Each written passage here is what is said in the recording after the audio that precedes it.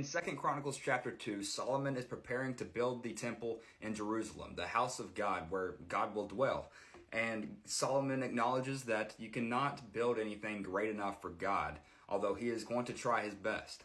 We know this because in verse 6 it says, "But who is able to build him a house, since heaven, even highest heaven, cannot contain him? Who am I to build a house for him, except as a place to make offerings before him?"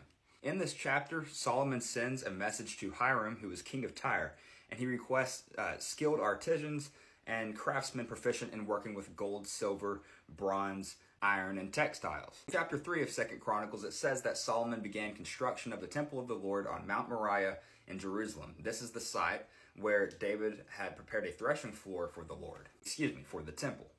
This chapter details the dimensions and the design of the temple. It emphasizes how grandiose this temple is going to be. Solomon uses all of their finest materials, such as gold, which will overlay the walls. He uses precious stones for decoration. He constructed the most holy place, which is where the Ark of the Covenant would stay. He makes two massive cherubim wings that span the entire inner sanctuary.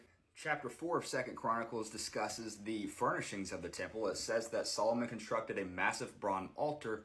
He constructed the sea, which is a large basin, which was supported by 12 bronze oxen. This sea was used by priests for ritual cleansing. He also made 10 smaller basins for cleansing. He made 10 lampstands of gold, 10 tables, and a bunch of other gold utensils. One of the craftsmen from Tyre named Hiram was responsible for a lot of the bronze items that were made. Back to the sea that I mentioned earlier, which was, again, the bronze water tank meant for priestly cleansing.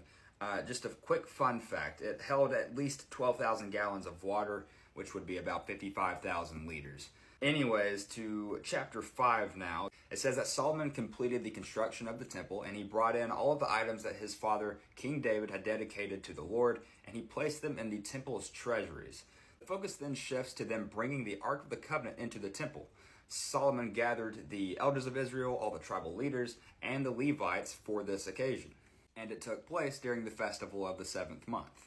The Levites and the priests were the ones responsible for carrying the Ark of the Covenant into the most holy place beneath the wings of the cherubims. As the Ark of the Covenant is set into place beneath the wings of the cherubim, it says that there was only 2 stone tablets of the covenant inside of it, and it says the priests and the Levites, the musicians of the priests and the Levites, began to sing and praise the Lord with instruments.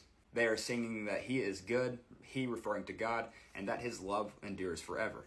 It then says the glory of the Lord descended like a cloud. It overwhelmed the priests so that they could no longer continue to worship the Lord by singing and playing instruments.